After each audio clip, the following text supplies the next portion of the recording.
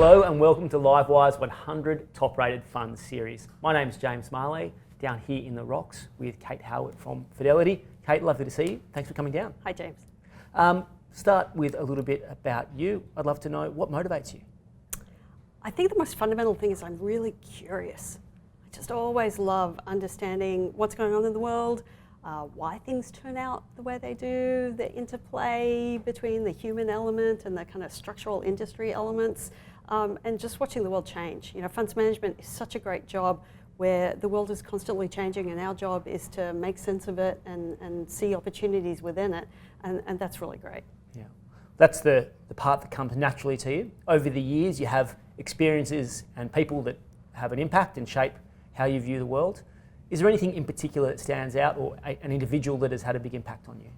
I think for me, it's that I started off working within corporates. So I worked for Intel in the US for a while, I worked for a startup, I moved back to Australia and worked inside some of our largest listed companies. And so I've kind of been inside the sausage factory. You know how the beast works. And that's a perspective that not a lot of fund managers have, and I think it does help a little bit to kind of unpack what's really going on in situations. That's been really formative for me. Great. Love to take us inside the room with your team at Fidelity. What's the thing that you're feverishly debating at the moment?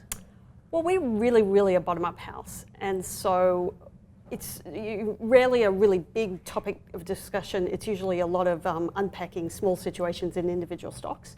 But for the past couple of years, I'd say, we've been looking at inflation and trying to say, what if inflation comes back? How will that play out? Because it's something that none of us in our careers, you know, none of us were doing these professional roles back in the 70s when inflation was really rampant. And so it would be kind of a new world for most market participants. Yeah, I think it's a big topic on a lot of people's minds. How's it flowing through to the way that you're putting your portfolio together? What are some of the flow-on effects? Well, the issue is that we've had a 40-year decline in interest rates and inflation, and that has all reduced the discount rate, and that flows through into the valuation regime. And it favours fast-growing companies and high-yielding companies. And so if we're kind of at the end of that, then how much will that reverse? And what does that mean for overall market valuations? What does it mean for relative factor performance, cyclicals, value, growth? How is it going to play out in individual sectors? And so there really are a lot of different ways it can flow through into markets. Some business models have a lot of pricing power and they'd be fine. Some are a bit mixed, like commodities, where their revenues would go up, but their costs would also go up.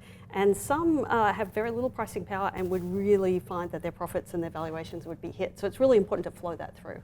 Have you started to make those tweaks at the portfolio level? Like, are there some examples of where you've gravitated towards? You've talked about companies with pricing power or commodity stocks. Have you made those tweaks, or is it something that you're still discussing? My approach is less about trying to predict the future and more about trying to understand potential future scenarios and making sure that I've got something that would work under each of those. So I've definitely got some things in the portfolio that I think would do better in an inflationary scenario, but I'm never going to kind of wholesale tilt the portfolio that way. But commodities are in a great space and have been for a couple of years now. And it's not just inflation that could drive them.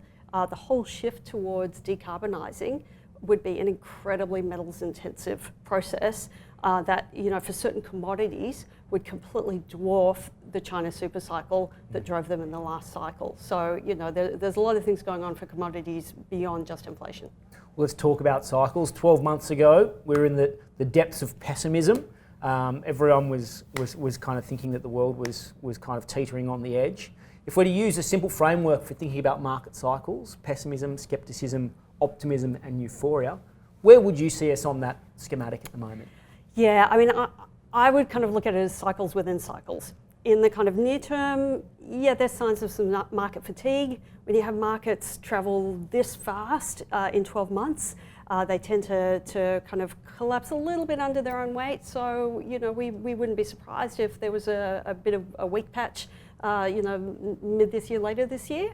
But if you step back a bit from that, in the broader market cycle, there's so much liquidity that's been put into the global economy to get us out of the impacts of the pandemic.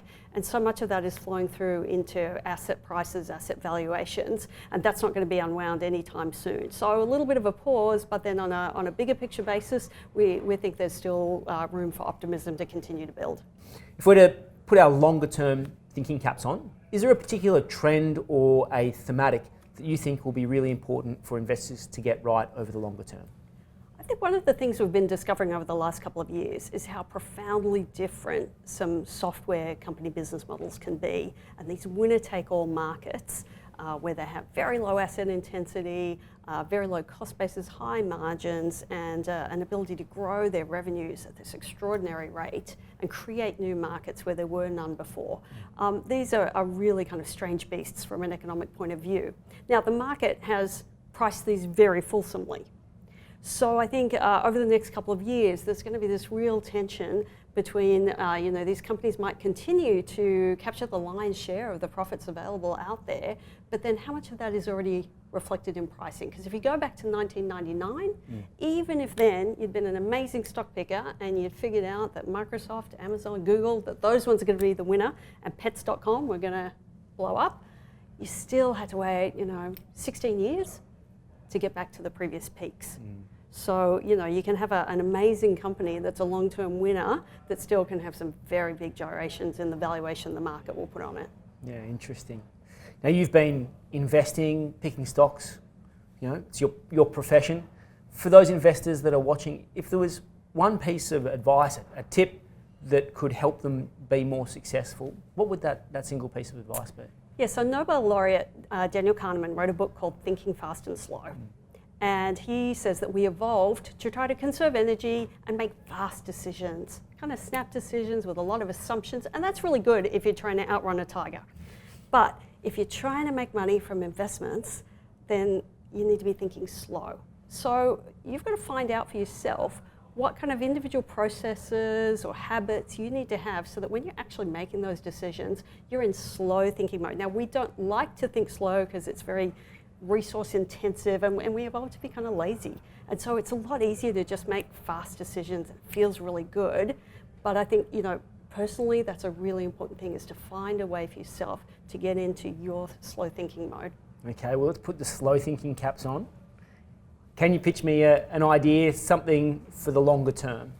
I think one of the topics that has really been building in markets is the idea of ESG, and who's the ESG winner.